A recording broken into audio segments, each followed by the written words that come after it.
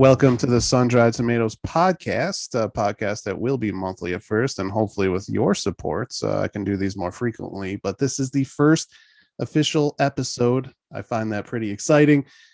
While I'll talk about other things such as, sports and music, beer, home brewing, food, things like that. Sports news is going to be the main focus for this one, and I will talk about sports a lot here.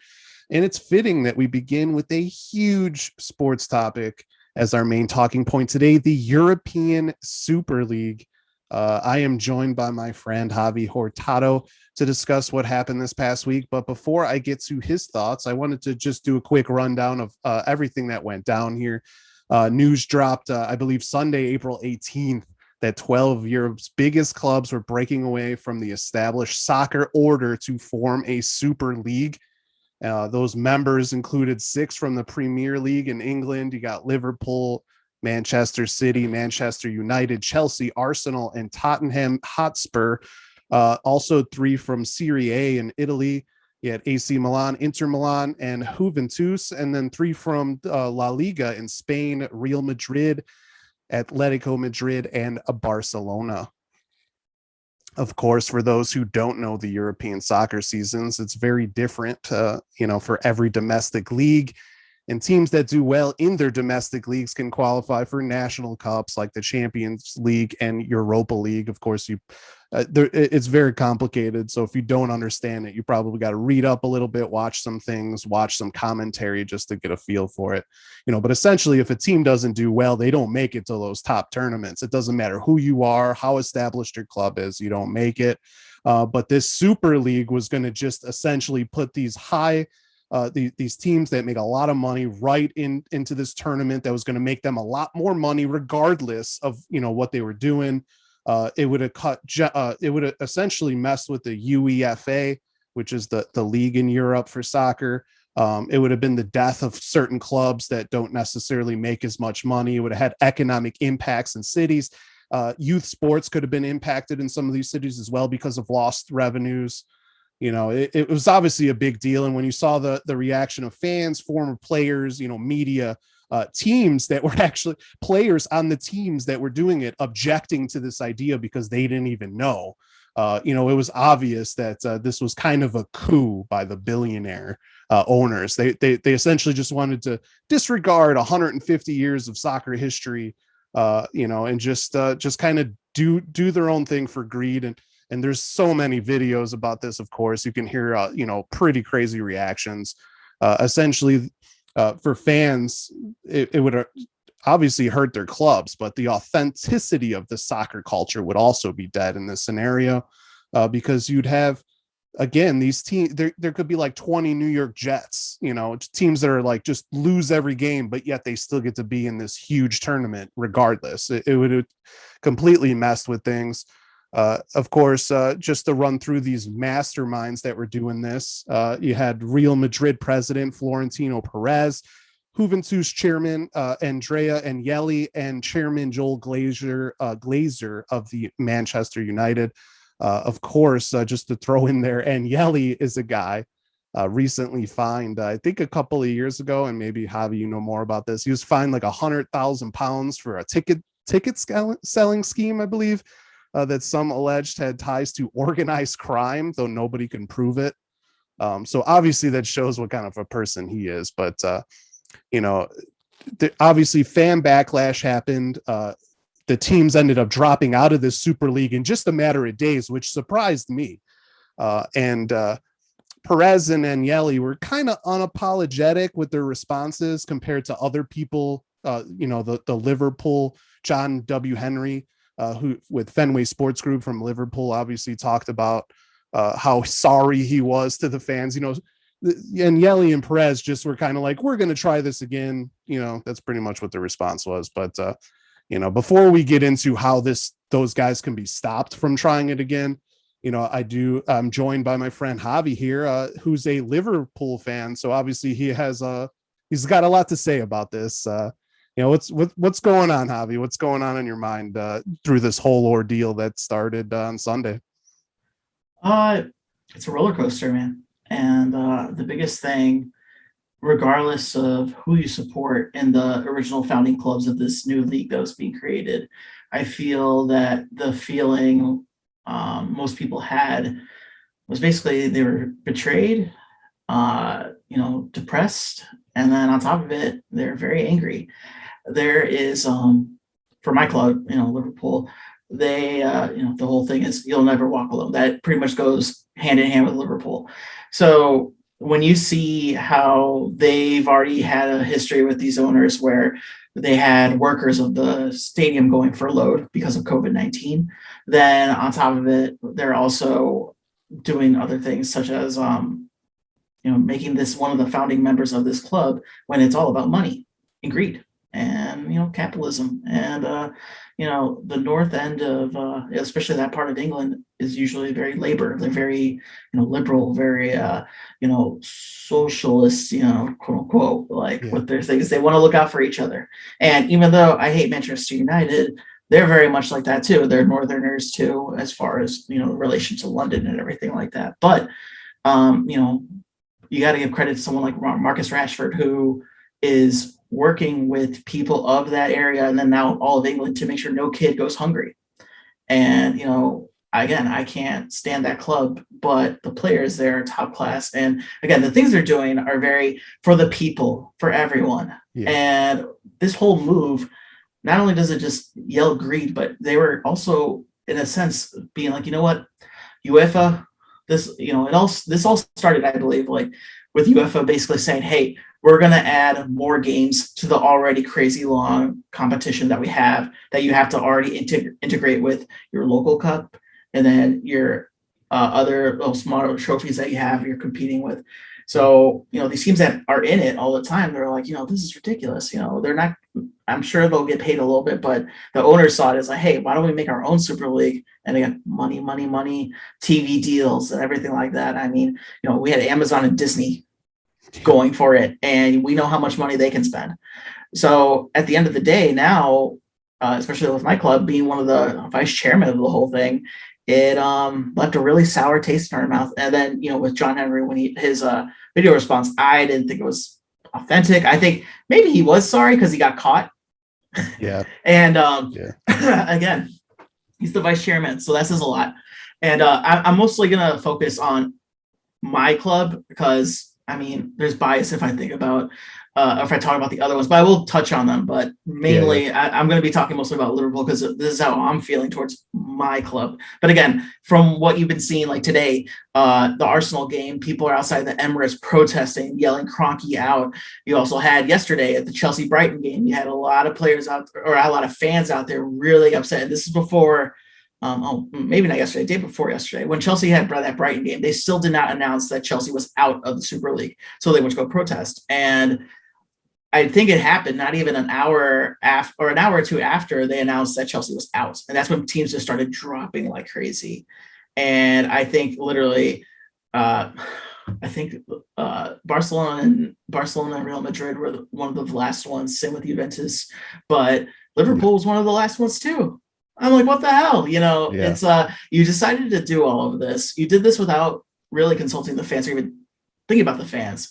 And again, I got a little sidetracked there, but overall, they were going to say that, those Champions League wins, which is huge for Liverpool, especially. They are a 6-time Champions League winner. They are the ones that has had the most European Cups in the history of England.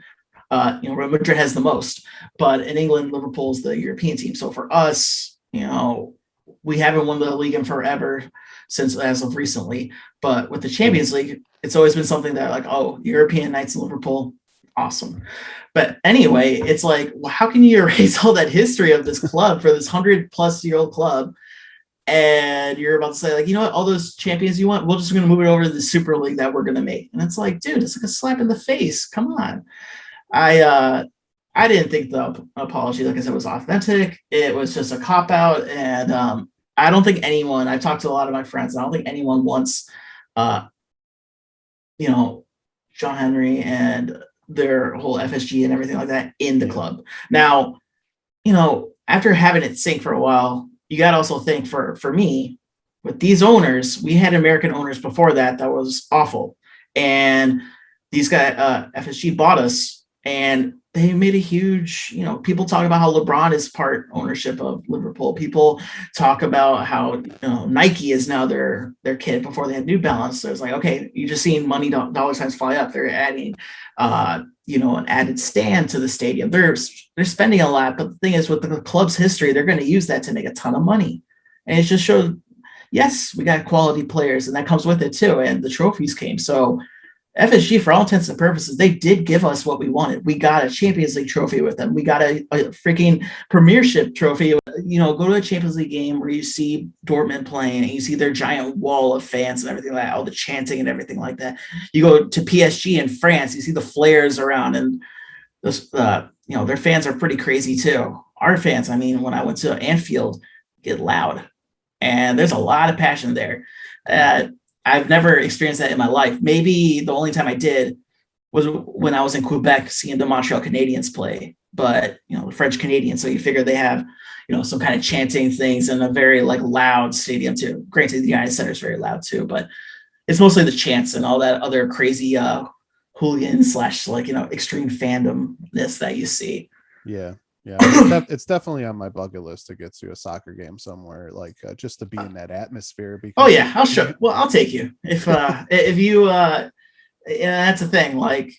Because it's so far away, and the time we do get to go back, I'm ready. I'm ready to go back to another stadium. I'm ready to go back and experience the beautiful game again in person, because it's like watching any sport in person.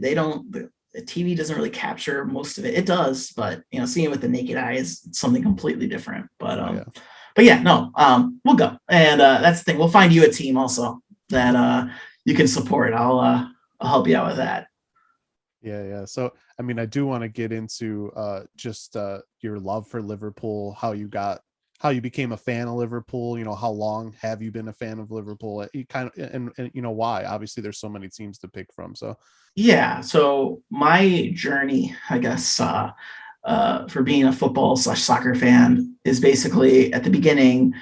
The only first introduction to sport, I actually never played it as a kid. I played it casually with my cousins and stuff. I never was in a league. I was never going to, my mom wasn't a soccer mom taking me to camp or taking me to the leagues and all that stuff. I don't know why. I did baseball and I liked that, but soccer was just never a thing. I watched the World Cups, and my dad, he supports Tigres and in the Mexican league.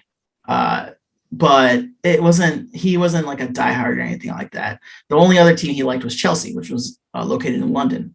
And he's always liked them. So I think he was over there with my mom and found the club, went to a game, saw it, and I was like, you know what? If I'm going to support somebody, these are going to be the guys. So when he started introducing me to soccer, it was definitely World Cup, and they're like, oh, all big names, but it was never club level. And then we went to our first Fire game, and I was like, oh, this is cool. I like seeing it in person. I got a little more interested. That was probably around my 10 or something like that when I really saw professionals play it.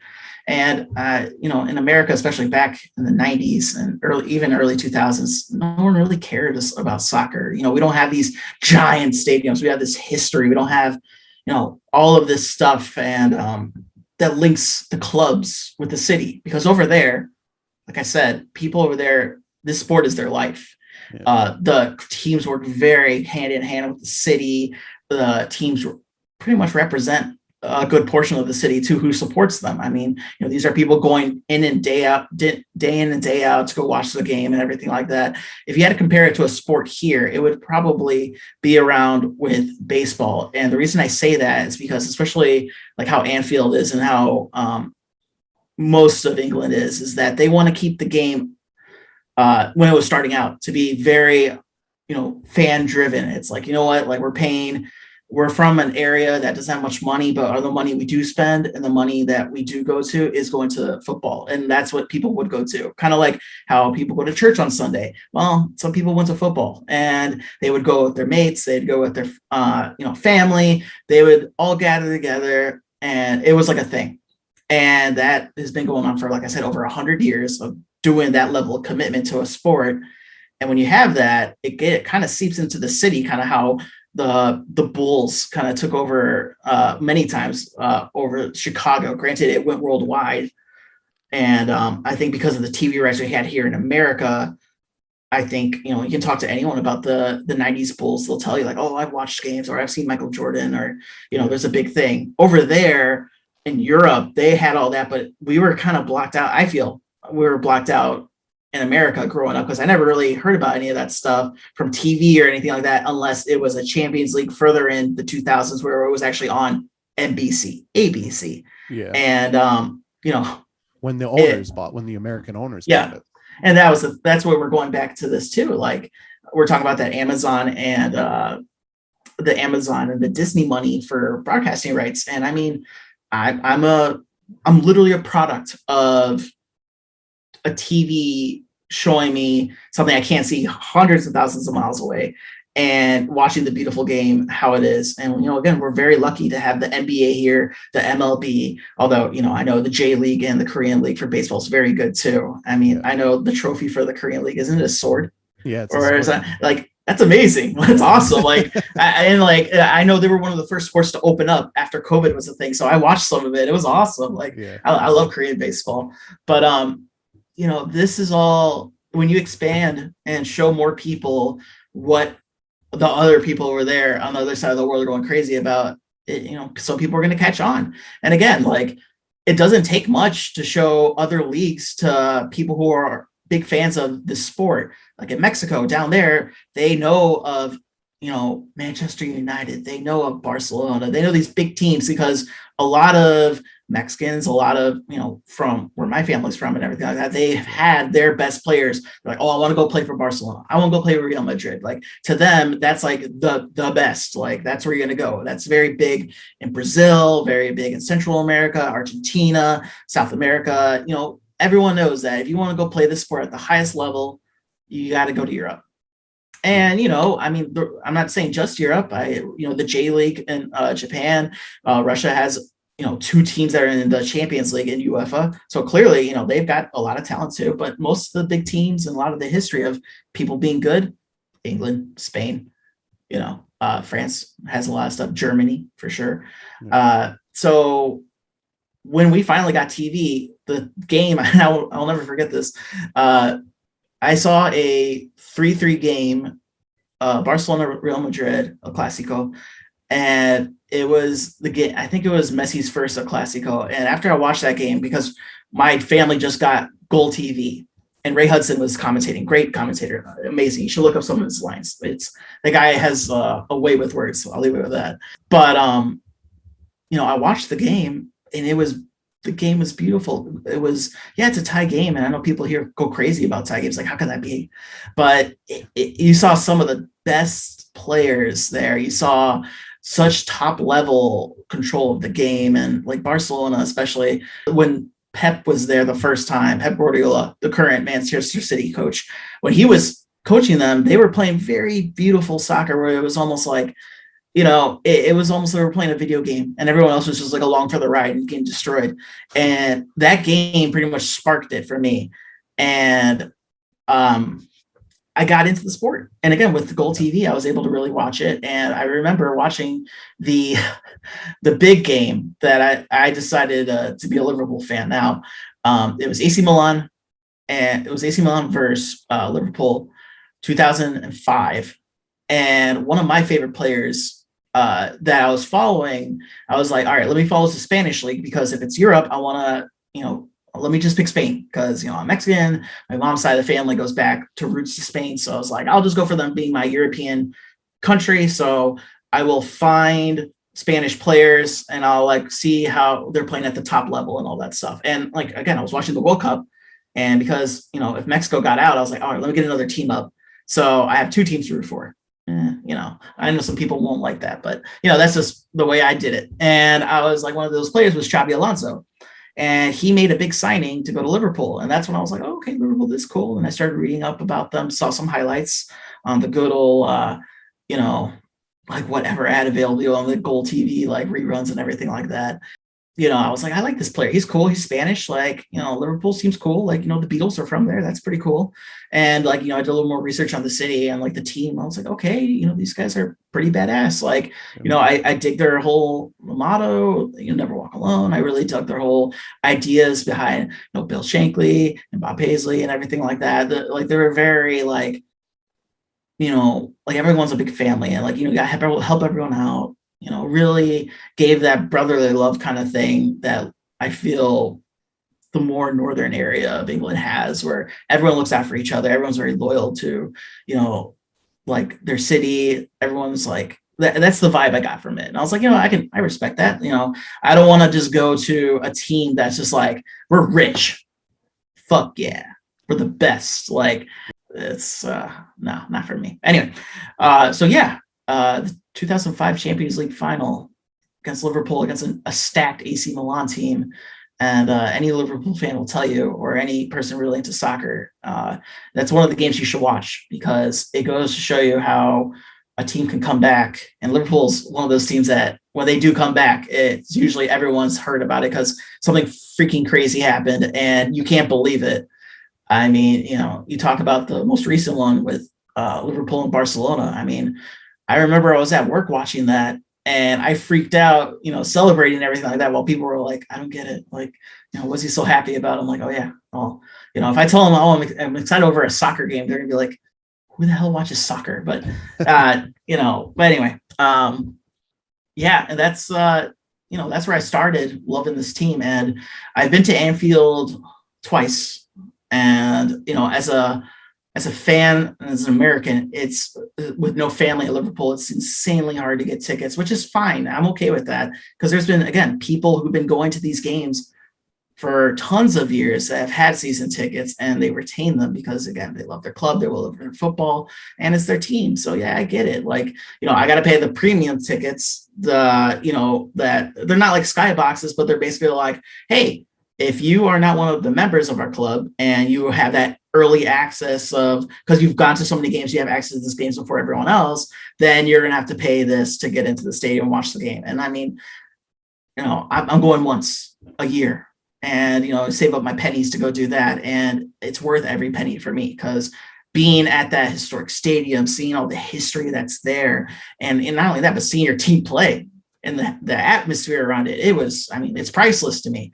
And, after my first year, I went back again next year, and I was like, I'm going to keep coming back and, racking up some games on my membership. So, maybe eventually I can start getting into the line ahead of people, that no longer support the club that way. So I can start going and getting tickets there and seeing them more often. And, I was lucky enough to have a job flexible enough so I could go travel, work from home in Liverpool or whatever hotel I'm at, and then go to the game and then come back really quick. It was totally worth it for me. The flight and everything like that, totally worth it. I love it. And again, when I've been there, every time, people are nothing but friendly there. I've, met people from Liverpool in Chicago bars. AJ Hudson's is the one I go to, and they're scouts. They're from the area and everything like that. They come here, and they're the nicest people, in my opinion, that I've met. Especially the supporters it's so nice. And, I've linked up with other people's friends, and they're like, hey, my friend from America's coming, go have a couple of beers with them, and, we'll go to the game, and it's an experience. And I felt very welcomed. And, same thing when I went to the Munich game, same thing, people very, very friendly. And, the game I went, they won the league. So for that game, I got super crazy tickets. I guess someone didn't want them at the last minute. Wow. So I bought it from like the German version of StubHub. And I thought they were fake. So I was like, I told my buddy, like, these might be fake. They're too good to be true. So we'll go hang out at the stadium, and over there, in Germany, you can drink in public, like, as long as you're not being an idiot. I was like, we just drink outside the stadium. I'm sure there's gonna be a party out here anyway. Like, they won the league, so it doesn't matter if they win or lose. So, but yeah, no, they were real. And, yeah, crazy time. But the experience of going to these games and seeing top level soccer is just, it's priceless, man. And again, like, you get to experience the cities that are associated with these teams, and they're over there, especially in Europe, they love their soccer, man. And that's, the sport, if not the sport of, the countries that they're playing in. So it's cool when you go to a country that actually appreciates this new love sport that you found and are trying to see. Because of course, like it's like, oh my god, on public TV you can watch this, and you have like, you see sports magazines and places, or I guess now you see it online, and most of it is like, you see like one or two things about soccer and no news whatsoever. I mean, ESPN. I think very well. How long did it take for ESPN FC to become a thing? And then like, just even the mention of soccer, it's like, oh yeah, by the way, there's a Champions League game. Yeah. The rest of the world's gonna be watching it, but like, yeah. But the thing is, the Premier League especially, they have put so much money into showing these things in America that there's a huge boost in fandom here too. So, and for me, that's cool, because now I can go to bars and they're Liverpool bars, and I'm like, perfect. Yeah, this, it gives you kind of a feel back over there and how you're surrounded by people who actually support your club, which is awesome. But yeah, pretty much that is my background on how I became a Liverpool supporter. I picked it. And again, you're going to have those fans that are like, well, I was born here, so you can't be a fan like that. I was like, you know what, dude, I don't know what to tell you. And I can't please you, but I like this team. I like what they represent. I had great time with the fans there. I had a great time, following this team since 2000, and I care about them. So that's enough for me. And if that's not enough for you, or because I'm American, then so be it. I don't care. I just love the sport and I like this team. And that's why I felt so emotional. And so like through the feelings of like seeing another American come into this team, but all they see is dollar signs, as opposed to, the thing is, you figure by buying players, investing in the stadium, you're like, oh man, maybe this guy kind of does care, because the other Americans, they didn't really spend money on it. So maybe these guys are legit. Maybe these guys actually care about, they want to build us up to be back to, best of Europe and all that stuff. But at the end, after all this, it's like, wow, we just got duped. These guys don't give a shit. These guys just want money. Signing with Nike, and I'm not a fan of the new jerseys, man. They just look like, again, they look like jerseys that every other Nike brand has, and it's just like stamp Liverpool. Okay, give me $100, and the kid, it's nothing to write home about. Yeah. You just start really reading in between the lines, but we're so drunk with like success and happiness that I feel like the ownership's kind of went back, tweaked a couple things, and it's like, all right, they didn't react. Tweak a couple things, they didn't react. And now when the true intentions show up and all that, and, there's a lot of clubs are saying like, oh, well, Real Madrid and Perez said they're going to do this, and we don't want to be left behind, because if this is the new hot thing, we got to be part of it because we're Liverpool. And I'm pretty sure almost all the Premiership teams said something around that line of being like, well, I mean, we didn't want to miss out. And I get it. But again, with all the history that you have from the Champions League and all that stuff, how can you just erase it and just be like, we're not going to think about that anymore. We're just going to move like this. Even like the littlest bit would be like, hey, fans, we don't want to be left out, and this thing's happening. So if they said that first, and there was like an interaction, and there was like a decision, maybe some fans are like, yeah, let's do it. Like, let's go get that money. Let's go, let's go be the best in this league too. I mean, I could see if Perez was up to the Real Madrid fans, it's like, hey, you know what? We're going to make this Super League, and we're going to give it to one streaming device, so you don't have to pay like all this extra stuff to stream it on this TV program you have or on cable, and sell it into a fact of being like, this is going to help the fan become even more in love with it. It's like, oh, you're going to be playing all the best teams. Like, that's what we want to do. Yeah, I could see that maybe working for some people being like that, not necessarily selling out, but once you start getting to the point of being like, we're going to abandon this, we're going to abandon that, we're just going to transfer it over. Like, you're playing around with it, like with people's feelings, not taking consideration that some people are like, again, diehards for these clubs and spend a lot of money. And not only that, but the nice thing about, it's expensive now to go to games, but even then, like, there is a way for you to go to the games. And there are people who, they just tried raising the prices to £77 for tickets to the club, and people freaked out. They're like, no, that's too much. They're too used to the games where it's affordable to go. And now it did go up, but, we do have a product that kind of warrants the money to do that. And again, no problem paying it. I get things cost money. I get a good team costs money, but at the same time, like, don't just like start to say like, we really want to make money, and we know that if you can't make it, someone else is just going to take your place. It's like, come on. If you're gonna milk something, make it so it seems like we are actually thought about and cared about, rather than just like being like, oh yeah, the fans. It was leaked that I forgot who said it. One of the founding clubs, one of the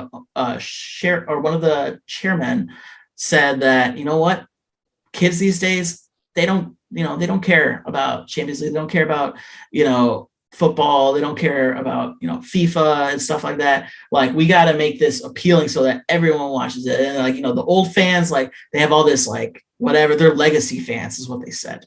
And that left a really bad taste in a lot of people's mouths. So it's like, oh, I'm sorry, I'm a legacy fan. Like, they know they're going to lose me to their new scheme, but they're going to gain so many other of the younger generation, all that stuff, which I was like, dude, do you really know your fan base if that's what you think? Like, I mean, again, I don't believe it.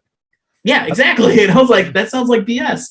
And again, you look at these footages in London of all these people protesting. There's old people, there's young people, and wear a mask, go protest. But it's like, again, these people have felt betrayed. They're very angry. And I mean, I'm not, again, saying don't wear a mask at protests, especially yelling at people and all that stuff. But, I guess when you're in the heat of the moment, it doesn't even matter, because they felt, and I mean, I didn't even want to watch any more games after I heard about the ESL. It's just like, you know what?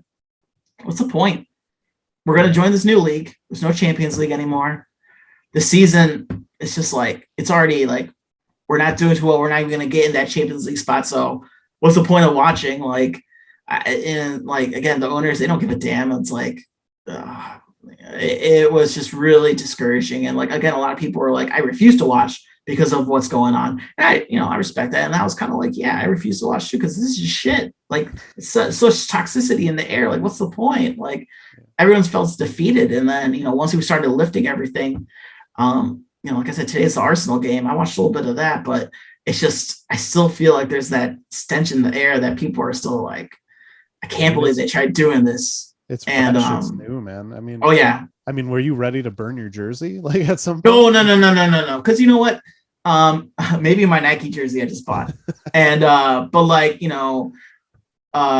what I've been doing, instead of buying jerseys, especially since this new Nike thing came out with the partnership, I've been buying a lot of, because again, I love the team. I love the players. I love the city. I love who Liverpool are. I just don't love who owns them. Yeah. And they're clearly not, after they did this, they're clearly not like Liverpool fans. They don't give a shit. Like, this is their money. They don't care about the community or anything. Yeah, exactly. And Liverpool's very in tune with their community. Again, I kind of bashed them for that whole furlough thing with the, within the club, but that's not, Liverpool people saying that. That was up top. So you look at top before you start going down. If up top's telling you to do this, why would you be mad at the person who worked there? It's not their fault. They're not the one controlling this. So, you look up top, and that's, FSG, they're the ones who own it. So you got to look at the Americans and be like, what the hell? Why are you doing this? Like, you have the money. We've been going to the games. We put a lot of money into this, and we know you got it. And again, I understand COVID is making a lot of other teams go belly up. Yeah. And it's bad. I mean, you have a lot of really good teams that have history, like I've been talking to you about. And they're just like, yeah, with COVID, we don't have the sponsorship anymore. We don't have the fans coming in. And these are smaller clubs. So they're like, I mean, you've seen it here in America. You've seen a lot of small businesses just close. And again, you don't buy a football club to get rich unless, it's one of these top teams and all that stuff. And maybe you can make a project out of it. Like how FSG did with us. They just rolled the dice and everything worked out great. And again, our team has been, and so many other people's like, oh yeah, Liverpool. Like I hear about them a lot. Like, you see it on NBC. It's like, oh, Liverpool, European champions. Oh, like, they have Jurgen Klopp now. Oh, they have all these big signings. Like, they were the new hype, and like everyone now kind of is like, oh yeah, they're one of the top teams now. Of course, because of injuries, that's not a thing anymore. But that's a different topic. But yeah, I mean, at the end of the day, you realize that, right now, am I excited for the next Liverpool game, like against Newcastle? Yeah, I am. But what's going to happen? Are we going to see bounce from UEFA? Because when they made the decision to leave, it was that Friday that UEFA was like, hey, if these guys don't leave, we're just going to kick them out of the Champions League. And right now in the Champions League, there's 2 semifinals going on. 3 of those teams that are in there were basically going to be like, hey, we're going to just kick your guys out because you're in here. Yeah. That's a big no-no. It's literally the only team that would be left from that ban would be PSG. So it's like, do you just give them the trophy? Yeah. And the thing is, PSG, they were in the finals for last year. So I know they're going to want to go to the final again. But, I mean, they did just beat Bayern, who beat them last year in the Champions League final. So are they going to be like, cool, Man City, Real Madrid, and Chelsea all got eliminated, so I win automatically because you guys went to go make a Super League. Like, yeah. I'm sure they'll take it. Like, that's fine. But, no one wants to see that. Like, as a mutual fan, I don't want to see that. I'm rooting for Chelsea because that's my dad's team, but I don't want Real Madrid to win it. I don't want Man City to win it, definitely. PSG, yeah. PSG, Chelsea, that'd be my ideal final. And then whoever wins, I'll be happy for Neymar and Mbappe and Posh as well. Like, I think he's a great coach. I think especially with Tottenham and what they're going on right now with their coach being fired and all that stuff. But he's about to go win the Champions League now. But there's a lot of excitement happening, and this all was happening, and they were about to cancel the Champions League because of all this. So it's like, you take away our Champions League, you take away the feel of how we are feeling in the Premier League, especially with such tight games. So for me, I was fucking destroyed. I was like, what's the point? I don't care anymore. And like, again, this is my sport. So imagine like this should be my happiest times, semifinals in the Champions League at the end of the league of the Premier League. You're just like, okay, I'm going to know what Liverpool's about to, if they're going to even be in the Champions League next year, we'll figure it out, Europa, whatever. And all this just happened. And again, I was not protesting or anything like that, but I was trying to find ways to go to a Red Sox game and like bring a banner in or something like that. Yeah. FSG, they own Fenway, the Red Sox and all that stuff. So I'm like, all right, if this guy's going to listen to me, it's going to probably be more in Boston than anywhere else. Cause he actually is, he's an American. He's here, I'm sure. But, I doubt they care. And it'd be cool if someone flew a banner. I think so. But I don't think, especially with COVID, there's no way you're going to be able to sneak in a banner, especially if you don't fly it. There's no way. But then again, I've seen people make big signs before. So I guess you could always just make a big one out of those like little fan signs. Yeah. I think people bring in Sharpies to the thing so they make it on their seats so they get away with it. Yeah. And I've definitely seen it where they're handing out like authentic fan like little things where you can like write like, it's my birthday. I'll just write in big caps, FSG out. So just wave that like a crazy man wearing my Liverpool top and everything like that. Make it very obvious. Yeah. But yeah, we'll see. The football world's still trying to heal, man. People are angry. Yeah, the opposite of what Perez says. What did he say? Was going to save soccer or whatever? I mean, again, this all started, in my opinion, because in the Champions League, they're like, you know what? We want you guys to play more games. And these guys are like, well, if you want us to play more games, why don't we just make our own league and make it better than yours? And then, you know what? We'll make a huge profit from it, do the TV rights and all that, because then we'll just get all the money. And this will save soccer because their big thing is this will save soccer because now these teams can afford big players like Mbappe because he's at the end of his contract. And right now, even my team, Liverpool, they're like, okay, we need to get this Mbappe money. So we can be like, hey, come to our club. We can afford paying you. You're insane. Honestly, I've already lost count how many millions this guy is going to be worth. And that's their justification. They're like, you know what? These players cost way too much money now. And yeah, they've been getting huge contract boosts. I mean, you talk about some players that, are playing, they're making a ton of money. They're really not all that great. I mean, when Coutinho left Liverpool to go to Barcelona, he wasn't really fitting the system there. Then, of course, he goes to Bayern Munich, wins the Champions League with them. Go figure. But again, Barcelona especially, you'll see they're paying a lot of players that they're not even like, making the starting lineup a ton of money. Yeah. And, they're like, we need to get that ESL money, we need to pay for these players. They want to make a profit too. Like maybe not as bad as the Americans, but they're like, how are we going to keep up with paying, people to come play for Barcelona, for Madrid and all that stuff? Because I'm assuming their TV deals aren't as good as the Premiership teams because they didn't seem to use that excuse that they need to buy players and everything like that. But, again, COVID being another big reason why they wanted to do this. They're like, yeah, because there's no fans. We can't fill out the suites. We can't fill out the seats. And like, we can't pay all these people that work here too.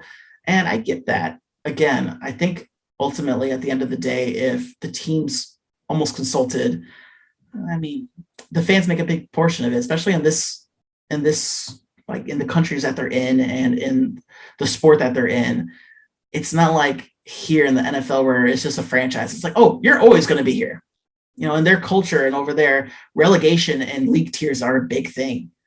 You can have a team that was all the way back in like the second division come up and win at the top level and get like, turn into a bigger club. And that's cool. I like that. I like the fact that like 3 teams at the end of the year go get relegated in the league below it, they get a promotion.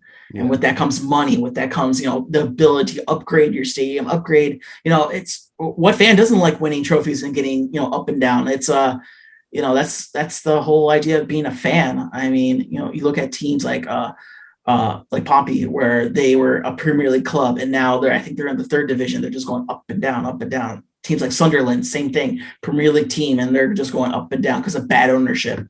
Yeah. And you're just like, holy cow, this is like a soap opera almost. Mm-hmm. Like you're seeing all this drama happening. And yeah, I mean, can you imagine that in American sports? The New York Jets demoted, Yeah. And I mean, I know we have feeder teams, especially like baseball, but the thing is, it's like, all right, so the Blackhawks, their AHL affiliate are the Rockford Ice Hogs. Yeah. Can you imagine? And that's the thing, like, you can switch players between the 2 divisions, but imagine them being 2 separate divisions where it's like, all right, the Blackhawks are in the NHL. Oh, they did really bad this year. They're going to drop you down over to the AHL now because you got to get better. A lot of English people, a lot of people in Europe were saying like, hey, the thing I don't like is that here in America, you can just play really, really bad and hope you get a high draft pick, and then you can reinvent your whole team like that. Over there, they're kind of like, what's the point of losing on purpose for a draft pick? You want to win. Yeah.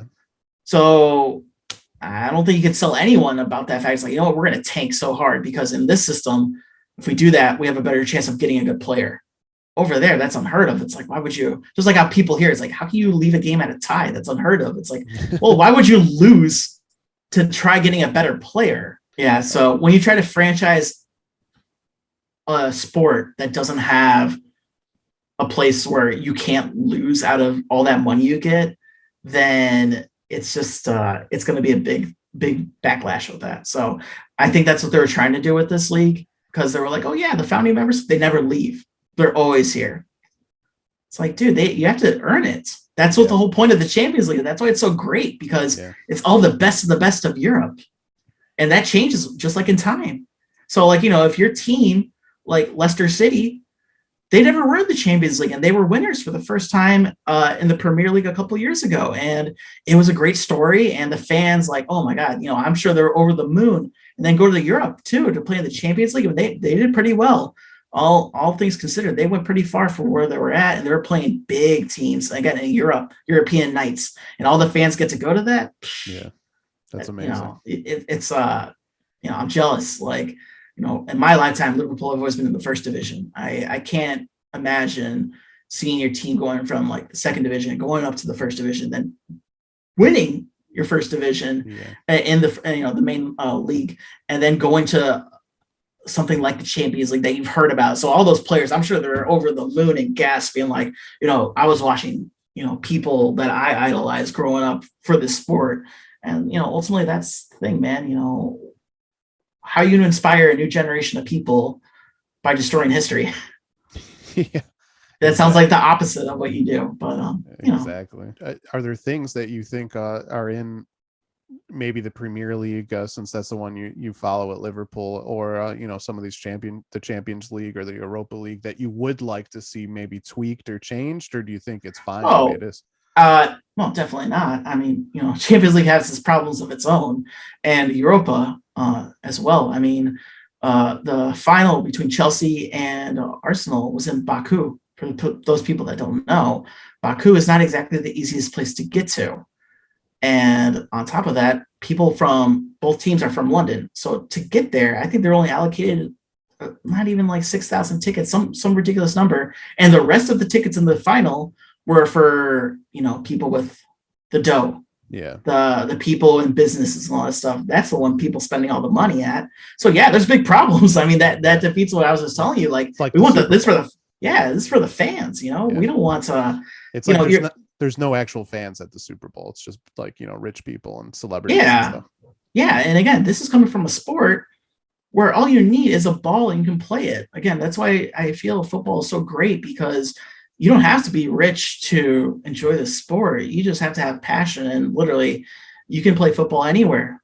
I mean, I can set up 2 trash cans and a ball, and that can keep me entertained for a long time. You know, you make do with what you got, you can play it. Whereas in, like, you know, try getting into hockey just for the heck of it. Yeah, right. It's so expensive. Like you can't see you can't see. I mean, I play casually, and every time I have to go get a new stick because I broke one, I'm like, oh my God, you know. My high school didn't even have a team. They had like a club team, and the only kids that were in it were like all the rich Italians from my school. Yeah, because it ain't cheap, man. It's not like, again, like you can get a soccer ball anywhere for like what? Yeah, how much does a soccer ball cost? $5. But yeah, you know, it's not that expensive because that's all you really need. And you can find, especially over in England, like, oh my God, I love it. Like you can find pitches everywhere. I think that's why basketball's been picking up in Europe as well, because it's another sport where you really only need a ball, you know. And a hoop. Yeah. And you can make the hoop out of anything. I mean, exactly. In Chicago, you know, in Ellie's in Bridgeport, I used to see people set up milk crates, with milk crates, milk crates and like a 2x4 or something. Yeah, you make do. You really don't need much to get it going. You just need a decent ball, and then like even then you don't need a decent ball. Like shoot, you can get entertained just throwing like a, you know, like one of those like wiffle balls into a hoop, just like screwing around. So you know, and that's the thing. These sports, the fact that anyone can play, yeah, it helps to be 6 foot plus and, you know, built and all that stuff. But look at someone like Messi. That dude's, I'm taller than him, and I'm short. So the fact that you can be one of the best players in the world and be a little munchkin, it doesn't really matter if you're 6 foot tall, like, you know, Lewandowski, who's a giant, beastly Polish man that like scores goals like crazy. You have, you know, people of all different sizes and everything like that that can play this game. And I mean, that's why one of the reasons I do love it, because, you know, the love for the game and playing it too. It's just like playing catch here in America. It's just something about it. It's just, it hits those feels of why we love sports. And again, you can make connections with people, which, you know, that's what it's all about. Like making these genuine connections over something you both love. Why complicate that thing with money in the way? Because that's how you get people to move away from your sport. I'll tell you that much. Definitely not saving it. That's for sure. No. I mean, you talk just talking about soccer, like you talked about the community. You went to everybody's nice, you know, you have this big thing, and then you saw it with the protest. I mean, it was hours after, and people were already going to the club offices, you know, throwing stuff at windows, putting up banners, getting angry. And I think that just shows, like, when you texted me the video with Chelsea fans cheering when they heard that their team finally dropped out of this nonsense. You talked about the passion, and I mean, I think when you have this passion and you have this community, that is what soccer is. To say you're saving it by doing this thing that really only benefits a couple of people, that's just very out of touch, in my opinion. Yeah, absolutely. And you know, my biggest thing is when you go see it in person, and when you, or even watch it on TV, and you actually invest the time to see what's going on, and you get to see these players play at the top level, and you experience it with people who also are sharing, like, oh my God, look at this, it's amazing. You know, you forget about all the other things going on. You forget about your stressful job. You forget about, you know, maybe because COVID is so horrible, like, you know, people are having very rough times. This was an escape for a lot of people. This is an escape for me. When the Premier League was halted and it came back, I was over the moon. I was so happy. And yes, you know, I wanted all the players to be safe. I want us to be safe. You know, COVID's not a joke. And, you know, once it came to the way of being like, all right, you know what, the players are as safe as they can. I'm not as familiar with how players are being treated over in England or Spain with getting their vaccines. But I know over here in America, players are now starting to get vaccinated as well, which is great. You know, I'm fully vaccinated now, which, good job for Illinois. That's one of the good things they've actually done. They've pushed out the vaccine at a great pace compared to other states. And, you know, right. I'm halfway there. So. Yeah. So this was an escape from a really troubling time in the world right now. And the world, you know, to get back to normal, sports was one of those things. And to come back and see that after a very tough return of half of a season and then a full season after this, and then you're, oh yeah, we need more money. We're going to make a league. It's like, dude, so what is, like, are we ever going to go back to 100% normal? Like, there's this ugly stench now with the club about how they're trying to find ways to make more money because of like this awful COVID thing that put a huge dent in their pocketbook. They're like, oh, we got to sell 2 yachts now, and in our 3 dozen armada. And it's like, again, my club has money. The owners have money. Yeah, they probably lost a lot of money too, but it's like, why would you then not even like say like, all right, so clearly things are going back to normal. I got to make money. Why not make your fans super happy and work with ways to benefit both of us, rather than saying like, I'll just take the whole pie and then maybe I'll leave some crumbs for you. And, that just stems back to another problem that we have altogether. And like I told you, when I heard all this, I was kind of like at work, I was bummed too. I was just like, man, like, what do I have to look forward to? Yes, the White Sox are supposed to be good this year. Yes, the Bulls can only go higher up rather than lower, right? I hope. We hope. I mean, yeah, like, so like my sports teams and the Hawks, like, actually, yeah, they're doing pretty good. I enjoy watching their games. They're fun, but I miss going to the games, man. So it's like, hockey is definitely one of those sports that's so much better seeing in person. And even from TV, yes, you can see the puck better, but it's still like, you can't really follow it as good as it is when you're in person. Whereas in in soccer, the way they have the shooting and everything like that from TV, it is almost ideal to see the buildup because of how stretched out they are. So that is nice. But yeah, again, I think you can talk to a lot of people that are passionate about their team, especially if they're in this, and being like, yeah, I was kind of, felt a little betrayed, kind of lost my passion.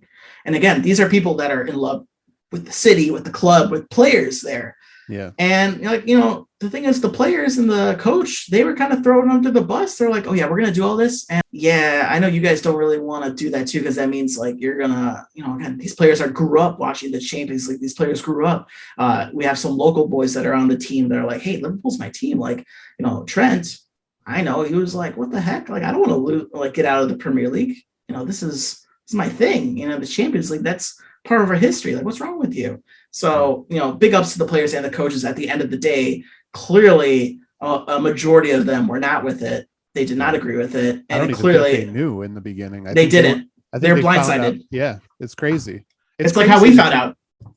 How do you not tell your own team? I just don't get that. Like that's. Yeah, I guess in that way, it's kind of like you go into work and then you're like, hey, who are the new dudes? What are they doing here? And they're like, oh yeah, we're buying your company and we're going to do this. It's like, wait, what? Like, what do you mean you're doing that? It's like, you're working for a new person now. It's like, it's like, you were always working for us, but now we're like kind of putting our foot in and like, you're going to make some changes now. And you're like, oh, what the heck? So, big game with Newcastle coming up. And I'm excited for it. Yeah, I think so. I'm going to watch it for sure. And maybe that'll help, air out this whole situation. I don't know if FSG is going to sell. I don't know if there's going to be any retaliation from UEFA because of this. I really don't know. It's a bunch of question marks. And I guess until I get those questions answered, I'm just riding the wave now of emotions of, again, feeling happy again that the sport's back and we're, into another weekend of awesome Premier League action. But at the same time, it's like, again, like what's going on with all this other stuff. So, I'm just trying to keep positive with my sport and keep positive with my team, but they are testing. I'm definitely surprised that it went so fast. I mean, I'm not surprised with the backlash. I'm surprised that they folded so fast. Oh yeah. I don't think anyone wants riots in front of their stadium. I mean, this is when Liverpool won the league, that's when COVID was all happening. And you just look up pictures of people out with flares and fireworks partying and all that stuff. That's when they're happy. Yeah. Can you imagine this lot when they're angry and betrayed and spat on? How did they not know that was going to happen though when they announced it? I think, again, we go back to that whole legacy fan thing. We're like, you know what? We're going to lose a lot of people, but we might gain the attraction of other people. So it'll weigh itself out at the end. I don't think they realized how wrong they were with that. And clearly, when they were doing the translation of from fan to from supporter to owner, being like, hey, you should probably not piss these people off because they're going to retaliate. And I think, again, a large majority of people, because of how it's delivered, no matter if it was in England or in Spain or, I know the Germans especially, they're like, we don't want to sell out. Bayern Munich, they weren't like, oh, I know they don't want to be left out too.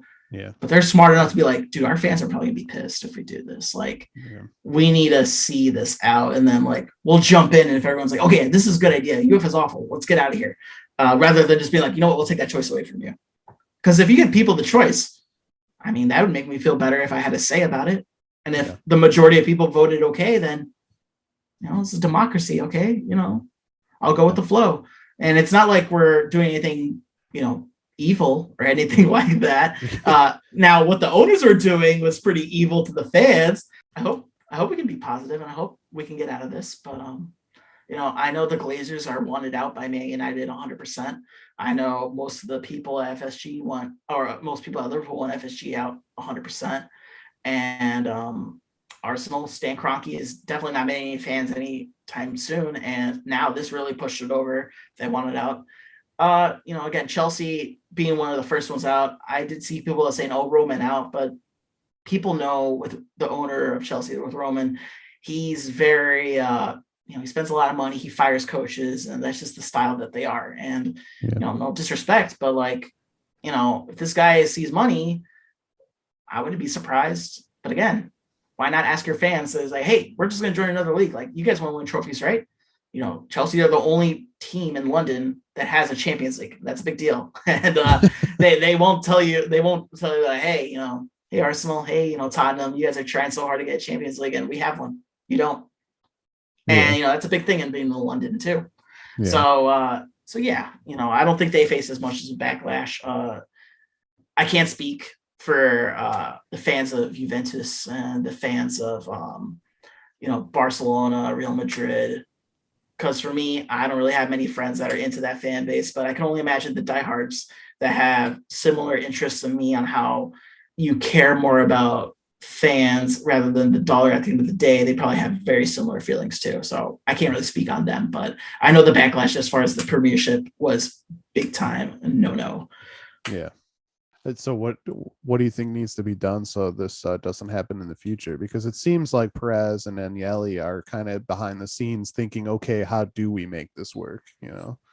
Honestly, I don't know. Even with the rebrand, would you really want to go back to this? The thing is, this might become a thing, and you're right. Like, they might still be pushing it because of what the Champions League is doing. It's like, now we have the upper hand. We have the fans with us. We also have the new format that they had introduced with more teams being there, more games being played. Yeah. And at the end, we don't want that because it's like, that's more games to squish into an already busy season.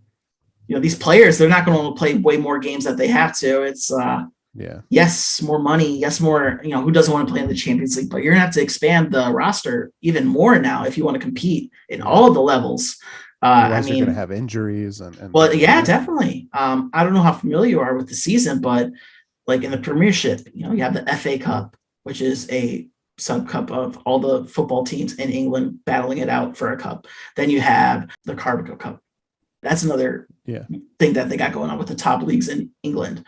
And then you have the Champions League, which is the top 4 teams that are going to go battle in Europe. And then you also have the league, like the main league that everyone else plays. So that's 4 competitions that the top teams have. And now you want to add another one? So, the whole problem, again, like I said from the beginning, UEFA, why are you adding all these games? This is the time that, the ESL slid in and was like, hey, we're going to do this. This is better. And fans didn't like it. So one of these days, UEFA is going to screw up and they're going to make it even worse, where they're like, all right, you know what? UEFA is going to do whatever they want. And I know there's a lot of history, but we got to think of something either to make them stop, because I think that ultimately will satisfy most fans if they can be, be like, okay, stop making this so impossible. Stop putting your games in areas where you sell it all to the rich people as opposed to giving it back to the fans. Like, don't come out being like UEFA saved football. UEFA cares about the fans, because in reality, they're just like a USL. They just been around. They were just around first, in my opinion. It's all about money. Oh yeah, and it's always about money. It's always about money. And but again, at least in the Champions League, you have to earn to get there. That was one of the biggest problems, and maybe that's what they got to do with the next one, the next change of their pitch. They're like, you know what, USL, this time all the tickets are going to go to the fans, with like skyboxes excluded, like, like business boxes and all that stuff. Or maybe you can get a group of people and buy it, kind of like how people do in the cell. But it's at least catered a little more to the fans opposed to the big rich people and all that other stuff. Maybe that'll be a way to do it. And it's like, oh, by the way, you also have to compete and be on the top level in these brackets in your respective league. Yeah. I think that would be a big appeal too. It's like, oh, okay, like, I don't like the fact that they said like, oh, we'll just transfer all your old history to the new one.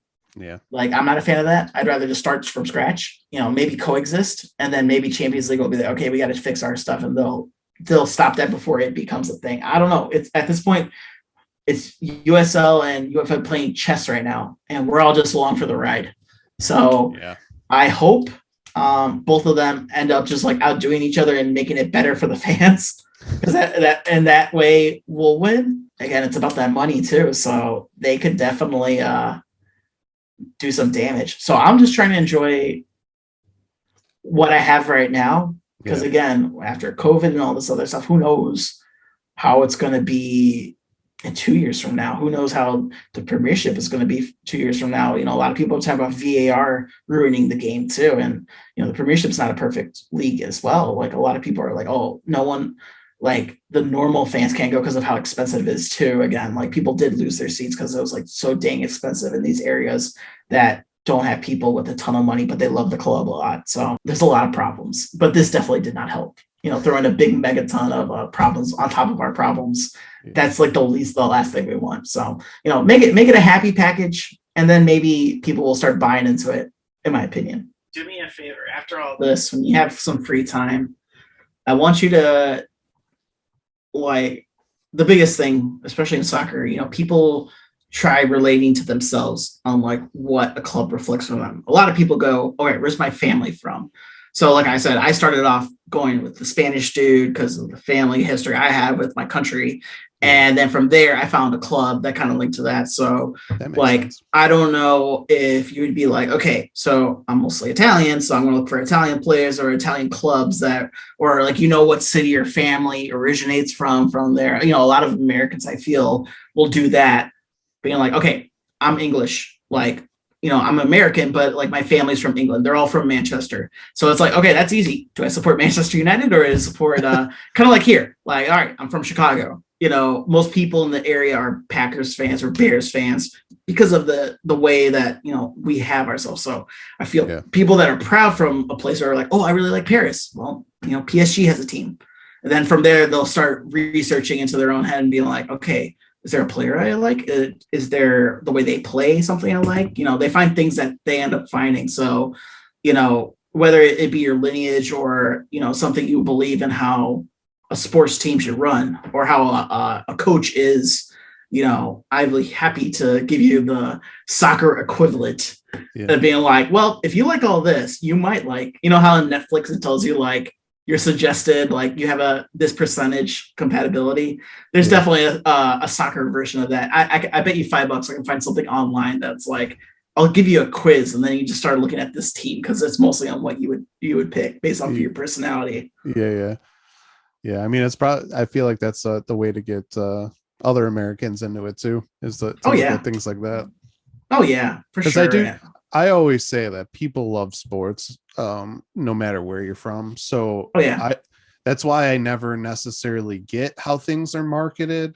It's like here with how they market like women's sports and things. Like, I'm sorry, but if you put stuff on television, people are going to watch it. It's like if you ran the women's NCAA basketball tournament and had an app like the men's where you can watch all the games. Like people would watch it. It would make just as much money, I think. Like, and again, advertising goes a long way too. So, good example. So, the women's Premiership and the women's Champions League, I use Fubo to watch all my games and everything like that, which is again, just like I told you, the whole reason I became a fan is because I had a service that offered me to watch these games.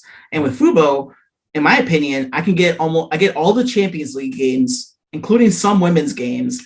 And also because of the channels that I get, I've seen some women's Premier League games where I'm like, wait, Man City's not playing Liverpool. Like, that's not right. And I look and it's a women's game. And I was like, oh, well, this is my club. Like, I can watch the women's team. Why not? This is great. Like, there's some good football to play in there too. Because again, I love the sport. What's sad is,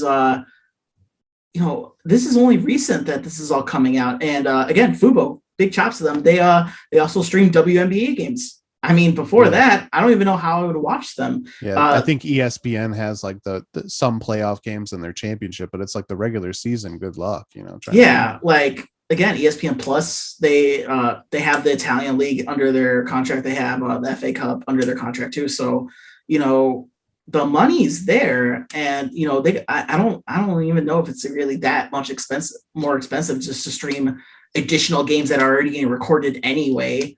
Like, just throw them on. Like, people will watch it. Like, dude, it's quarantine, it's COVID. Like, if anything, this is the time to shoot it up. Like, if people watch other people playing computer games and esports and all that stuff, don't tell me people will watch, watching a sport play at its highest level for a certain division. Like, it's going to be out there again. Absolutely. Like, when the Korean league started up, when no one else was up, I was like, dude, I know people that don't even like baseball that are watching it because they want sports. They're like, I need competition. I need to see like. Yeah, I was watching Marble League sports. I was I was missing sports so much. At some point. You go back to the basement. It's like, I need something to distract me from this crap that's called life, where it's like work is insane. I might have lost my job. I might have lost all this stuff. It's like, you need something to like, get you going. I have sports, and that's what it does for me. I always love watching an underdog or watching something where it's like, oh, you're getting beaten so bad, but they didn't give up, and here they come and they won it again in like dramatic fashion. And especially when it's a team you care about and you love, oh, that's the best stuff. So that's kind of been my soccer experience at this point, watching some games, like knowing enough. Obviously I probably know way more than most casual fans do, just because I will study things and get interested and all that, but definitely like seeing underdogs like have good games, or seeing some of those games and seeing their results or highlights or something like that. That's kind of where I was at this point, was just kind of getting into that aspect of it and being excited to see an underdog knock off a big club or something like that. I again, for me, I always tell people the reason why I feel soccer isn't that big of a deal here. Now, this is no disrespect for clubs like Seattle, clubs like Atlanta, and even you guys up in Minnesota, like that new arena that they made in Minnesota for their MLS team. It's the same. It looks like the same of the Allianz Arena over in Munich. That huge dome with all the colors and everything outside. When you build an atmosphere like that, it's like they say, you build it, they will come. And I'm serious. Like, when you have a fortress like that, you're proud to go. That's like, this is my home stadium. And again, the passion leaks over. And again, the MLS now, it's way ahead of what it used to be, because you have fans, passionate fans there cheering their team and doing all other stuff. I mean, my biggest thing with the Chicago Fire, it's like they're all the way out in the suburbs. I don't have a car. I live in the city, and they're called the Chicago Fire. Why the heck is it in the suburbs? Like, this is like when the Detroit Pistons were playing in Grand Rapids. It's like, you're Detroit Pistons. Why aren't you playing in Detroit? Like, or when they tried to move the Bears to Indiana. Do you remember that fiasco? Yeah, like to Gary, Indiana. Like, no disrespect, Gary, Indiana, but it's just like, what are you doing? Like, So, now that the Fire are back in Soldier Field, I mean, that's Chicago. People come from all over the place to go to watch Bears games and all that, and you know how big the stadium is. It's gonna be great. I have hope that it'll launch a new series of Chicago Fire fans, because now they can just go take the L or go walk down, go downtown and just go walk down and go to the game and go experience it, and then you don't have to worry about like getting home from the suburbs and like. Again, if you're tailgating, especially here in America, we love doing that stuff. I don't want to promote people driving home after that. So, living in the city is a big benefit of that. I think that's one of the best moves that the Fire have. So it's great. I definitely think the sport's getting more attention here. And again, with so much exposure, and for especially us as Americans, that we're seeing so much of the Premier League, so much of the Bundesliga, so much of the Spanish leagues, all of the, even Ligue 1, the French league. It's an exciting time if you want to hop in on the sport and be like, all right, I want to see what it's all about, because then you'll get to see the passion, and like nothing's better than being part of it too, and actually investing yourself into it and being like, okay, this is pretty cool. And you get to see people play at the top level too. So you don't see like, silly like college, high school mistakes. It's like, okay, you should see some of the stuff that I see. I mean, it's yeah. And again, there's nothing wrong with that. No, but it's another thing when you see like a dance played at the highest level, and you're just like, whoa. I mean, it's kind of funny. Like, I mean, in Wisconsin, I covered Oregon's team in Wisconsin, and they were always in the running and usually making state, won a state title. The boys team and girls team were winning state titles. Like they were good, and it's kind of funny because who were their club coaches and their trainers for these kids to get ready for high school? They were all from Premier League, like club, like they were all former, like, coaches and things like that from over there. Like, so it's obvious that, they were bringing that expertise to here, and certain teams were getting it. But it's funny because in terms of fan base, nobody goes to these games. I mean, it's ridiculous. Like even with the pandemic, you wouldn't know, because when there wasn't a pandemic and it was just a regular season game, there's like 15 people in the stands. There's no student section for these games. Like, it's ridiculous. Yeah, that's like over here, in this country, especially the South, they love their high school football, and it's a big deal. And I feel like over here, like in our side, like in Illinois, especially for me growing up, yeah, we cared about our football team and all that stuff, but it never got to the point with diehards. Mostly we just went to the game to go hang out with our friends. So, whereas in over there, again, people were going to, like, you have small towns, and everyone will go to the football match, go watch the top level of their hometown, go watch them play. So, and if that's over here, because we don't have that establishment, you'd figure maybe, it's like, hey, why don't we do, the best sport that we have here and go see it at our small town? They didn't even have that. And of course the talent's not there. So, you're saying the school you covered, it sounds like they have a great program. And not only that, but they're probably going to have a great academy where they're going to basically be breeding the next level of what's great for us, the next level of American players. Because again, you look at players like Christian Pulisic and some of the other players that are playing for Barcelona, and all these Americans going over, like, whoa, hold on. Like, before we just had Landon Donovan, who had failed stints at Bayern Munich, and Everton. He was okay, but it's like, there was no one from our country, from our programs, that really stood out to a point where it's like, oh wow, he's like playing at the top level. He's actually good. He's backing it up. He's an American, So for American national team fans, like, this is very exciting to see, like, again, programs like that you were covering, because that means there's a future here. Yeah. Especially with future fans. So I think the MLS, especially, they're doing a great job for trying to keep the talent in home and become a reputable league as well. That's exciting. That's good stuff. That's what you should be doing. Yeah. You should be reinvesting into, your local stuff and everything like that. Cause, and the fans do come out when it's like state, but like for a regular season, I mean, even Oregon, like there was almost nobody at some of these games, and it was funny. And I know no one wants to see a team lose 12-0, which happens a lot in high school, or a team win 12-0 or 17-0, and they cut the game off after like 50 minutes because they're just like, this game's over. It's almost like, when you see the things happening, you're just like, that poor goal. Like, the goalie will make 65 saves, but they'll lose 17-0. Yeah, and that's a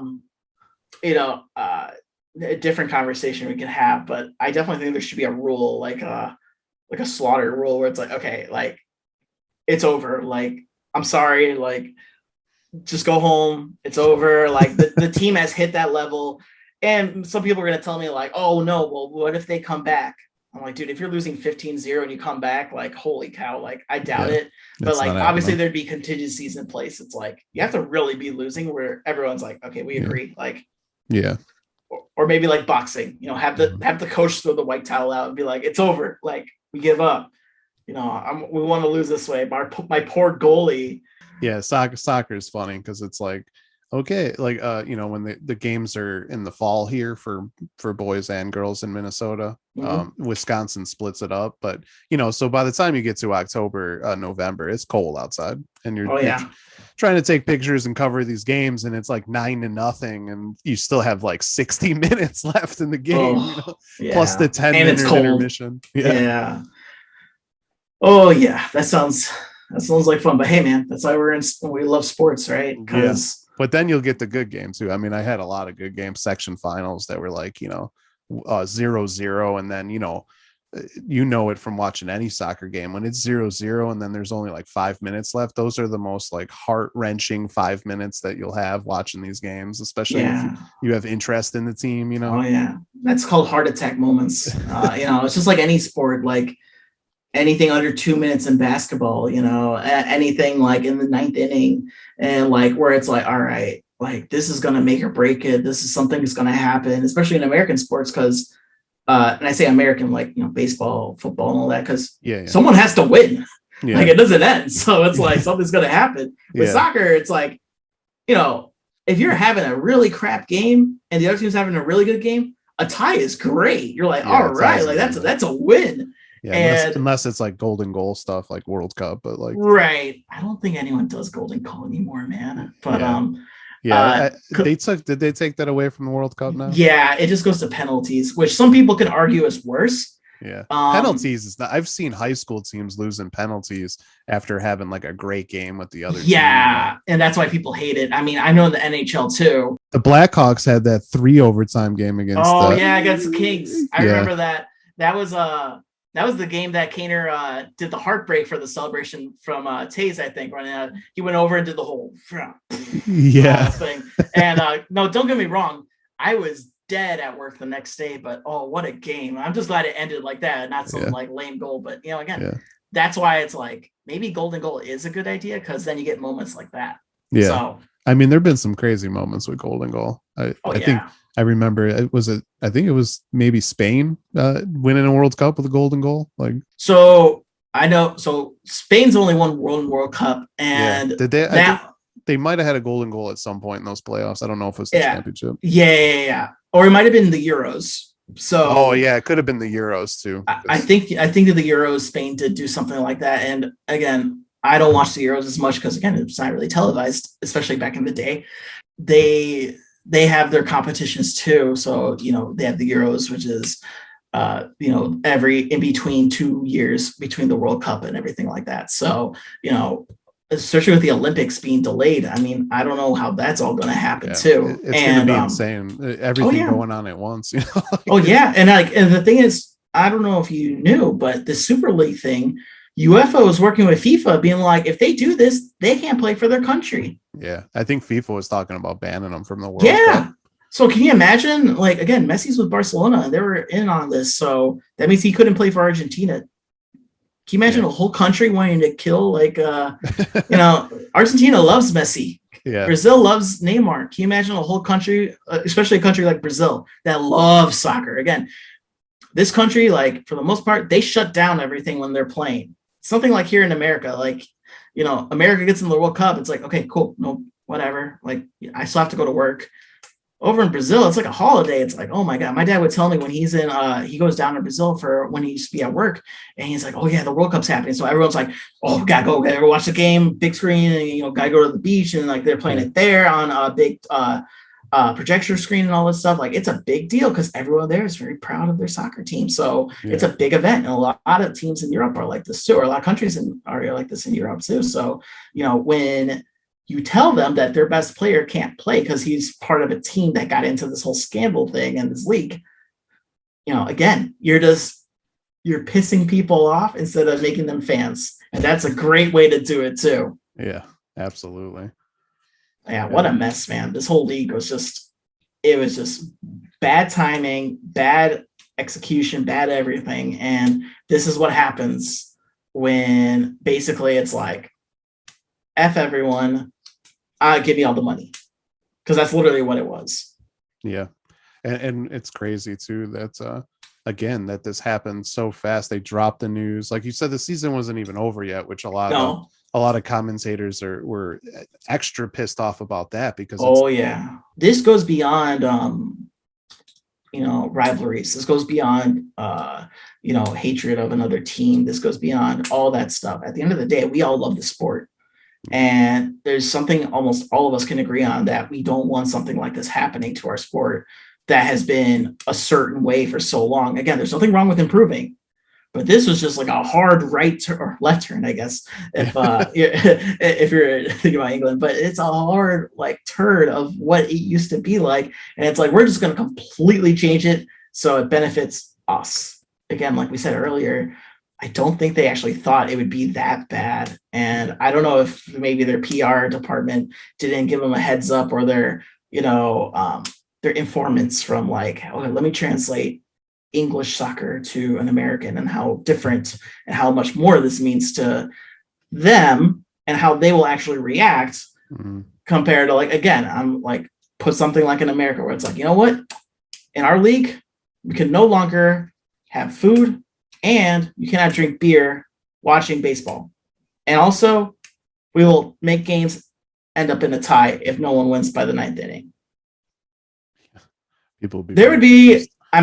Especially baseball, I feel like people, when something of a change happens, people freak out. So can you imagine? So can you imagine all the things I just said right now were to happen? You would have people. It'd be Armageddon. My goodness. Exactly. So with people that don't understand from other sports, so why is this a big deal? I just threw out two silly things that to me would make no sense whatsoever. Why would you ever do that? And it's ludicrous. Why would you even say something like that as a fan of the sport, as an American? But I'm yeah, exactly. Well, yeah. So before we finish up here, I did want to check in on a couple other things. So obviously we can talk about Super League and how ridiculous that stuff is for probably 50 shows and then still have more information. But it changes by the minute. But as I'm talking to you, the White Sox are taking the lead here in the 7th inning. So I definitely want to talk about that a little bit. I know you're a Sox fan like me, but specifically AL Central, because it's kind of funny. The White Sox have not done. They've been pretty inconsistent. Their bullpen hasn't been as great as everyone thought it was going to be, at least at certain moments, especially late moments. The offense has been very inconsistent. And if they somehow win this game, it'll be the first time they're over 500 all year. But at the same time, who's in first? You got the Royals. Are they really doing that good? The Twins aren't doing good. The Indians don't look like they're running away with it. It's probably the best scenario for the Sox to start slow, I feel, right now. But everybody, I shouldn't say everybody, because to be honest, when you look at what people predicted, they predicted the White Sox not to win the division. Hilariously, they predicted them to win 85 games, which I thought was a little low ball. I know, I'm guessing you feel this way, but I thought that the White Sox probably should be winning this division this year when you look at their roster, and should be and making the playoffs. When you look at their pitching staff and everything, they should be World Series contenders. I'm not saying they're going to win it, but they should be definite contenders already. So what are your thoughts as a fan? Especially with this weird start. My brother's I'm not watching them again. He's so pissed off that they've been losing some games. But it goes back to her saying as White Sox fans, I've been a Sox fan all my life. My parents are Sox fans. So for me, I'm always going to watch the White Sox. And this year I was so excited. I was you know what, we might actually be able to go to the games because we got a great, just like you said, great bullpen. We got some heavy hitters in there. We got a lot of talent. And hey, if everything works out right and we get a good, a good strike going, I wouldn't be surprised to see him in the World Series. But again, especially for how many games there are in baseball right now, if you told me before the season, after almost 20 games, they're still at 500, but everyone else is it's the division itself is very close. Yeah. I don't think I'd be upset with it. I'd be a little disappointed because again, there's a lot of hype. Yeah. But just like anything, I'm trying really hard not to get so excited that I get let down. Yeah. So, which they've done in the past. Oh yeah, definitely, big time. Come on, White Sox fans, right? It's hope. Oh, we're doing pretty good. Yeah. They're one crazy note, I don't know if you know this, the White Sox franchise has never made the playoffs 2 years in a row ever. So if they made the playoffs this year, it would be the first time in history that back-to-back seasons in the playoffs.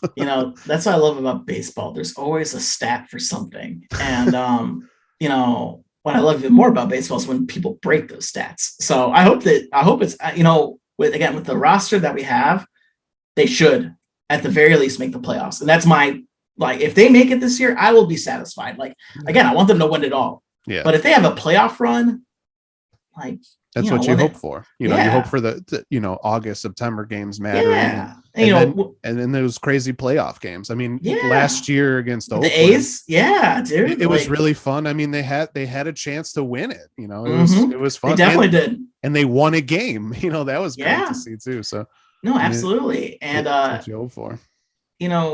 As a fan, that playoff series against Oakland was what you wanted. Like, there was drama, there was great playing, there was mistakes, there was everything. And that's what, playoff baseball, especially, it takes it up a whole nother level. You have guys actually like running to get to base as opposed to being like, it's okay. Yeah. So like when you see that, it's just like playoff basketball, people play defense now, and it's like, oh my God, like this is the raw stuff I want to see. And again, it's a long season. I don't expect them to go hard on that, like all season like that. But we certainly don't want injuries. It's like him. No.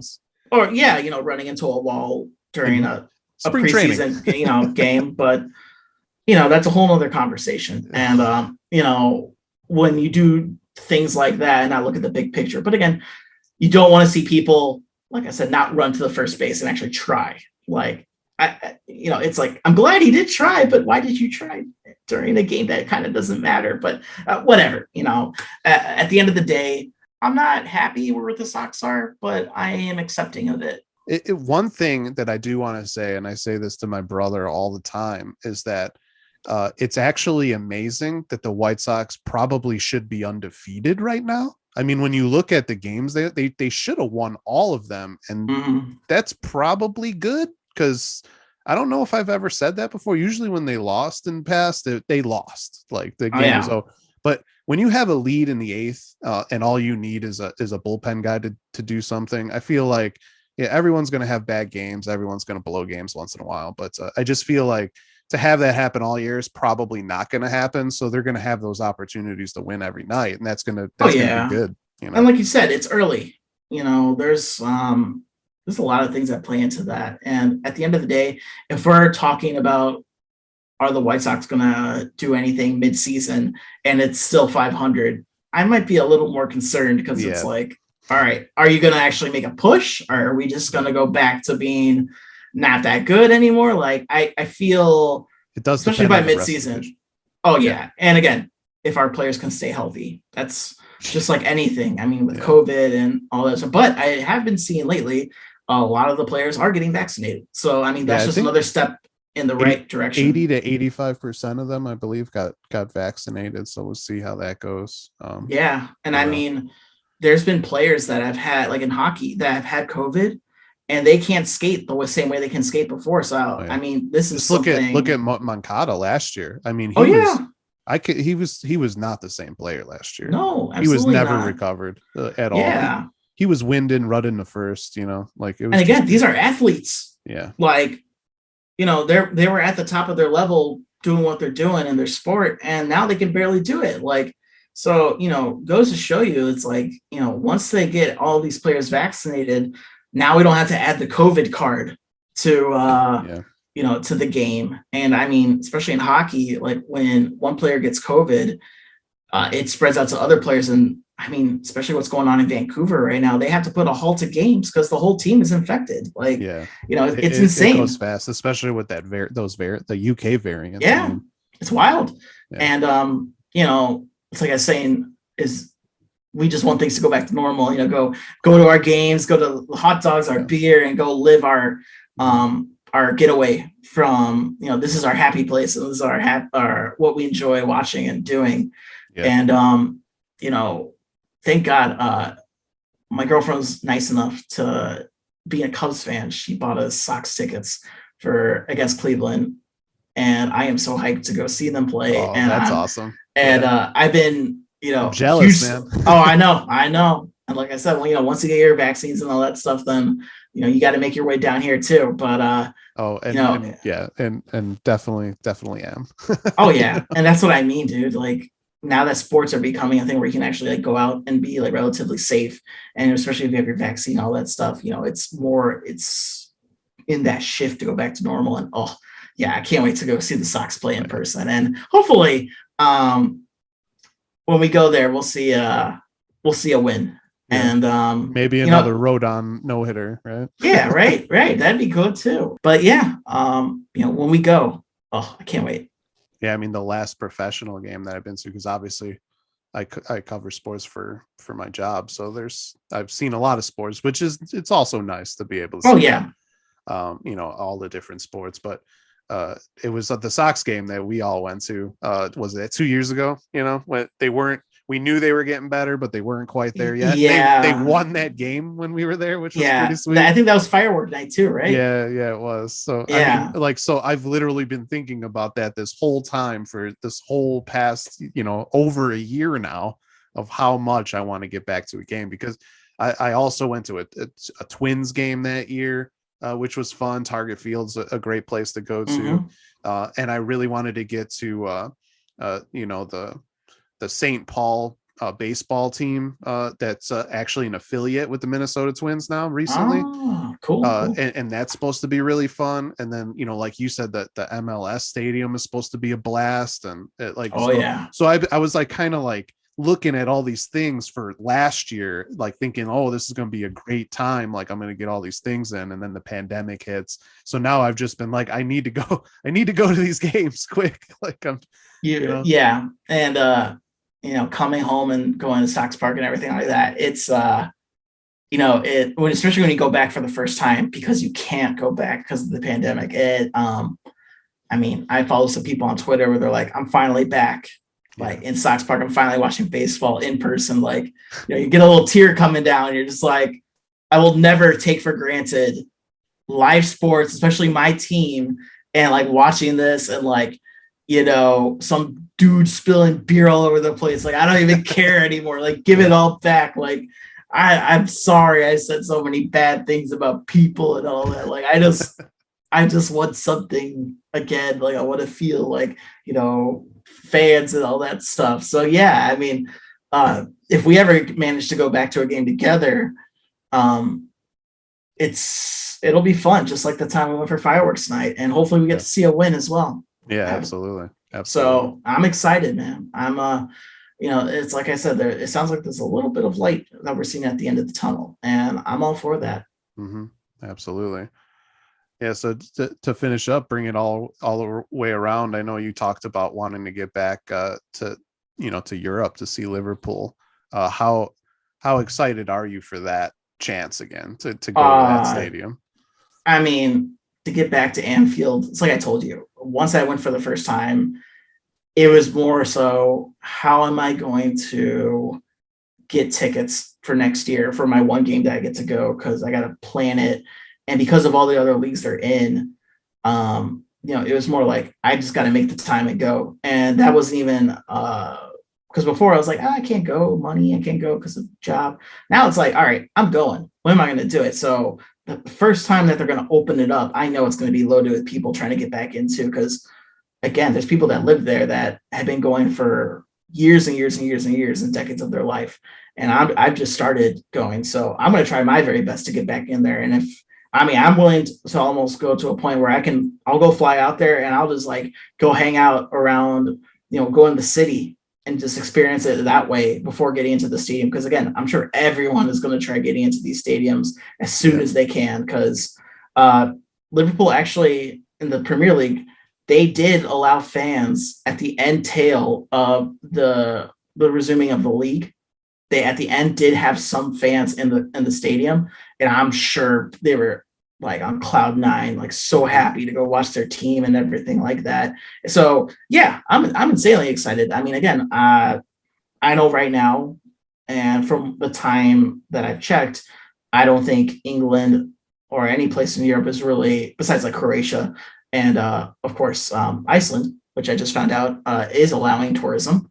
Okay. I don't think the rest of them are gonna even consider it because of the pandemic. And it's like, over here we still gotta get a lot of vaccinations. So if we bring anything over there, that's just I might not get sick because I have the vaccination or not as sick, but I don't want to kill a bunch of people because I want to go watch footy. Like, I'm a little more considerate than that. Like I can stay in my area, stay at home, and do my part to fight the pandemic as well. I don't want to go to Merseyside, Liverpool, and bring like a deadly virus with me just because I want to go watch a soccer game. Like, I'm just as bad as the owners now. So I will wait my turn where it's safe and when it makes sense, and that's when I'll feel comfortable to go. And hopefully that'll be soon because I do miss it a lot.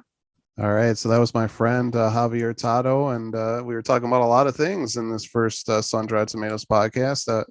I hope you guys were following and enjoyed it. If you're watching this on YouTube, this will be available on Apple Podcasts and pretty much anywhere where podcasts are found as well. So so thanks a lot. Don't forget to subscribe to a YouTube channel. And hopefully you join me in the future. I'll definitely have Javi back on here as well. Talking about different things, especially if the White Sox are going to the World Series. We'll definitely do a whole show on that. So. Oh, yeah. Maybe by that time we'll actually, be able to do a show together in person. Because if that's happening, I don't know how you're going to be able to stay in Minnesota. Like, I can see you coming back home and being like, all right, we're going to go tailgating at Comiskey and just like watch it somehow there. Oh yeah. So. When they last won, I was at college, and that's the one thing that I miss is that I wasn't able to be there, like celebrating with everyone. I was celebrating in college. So if they make it again, I'm gonna be there. Oh yeah. I think you have to. It's like, all right, I already did my due diligence of like setting my education in front. Now I can go have fun. So absolutely. I'll hold you to that. So when I see you there at the end of the season, I better see you back in Chicago. Yeah, absolutely. All right. Thanks a lot, everyone.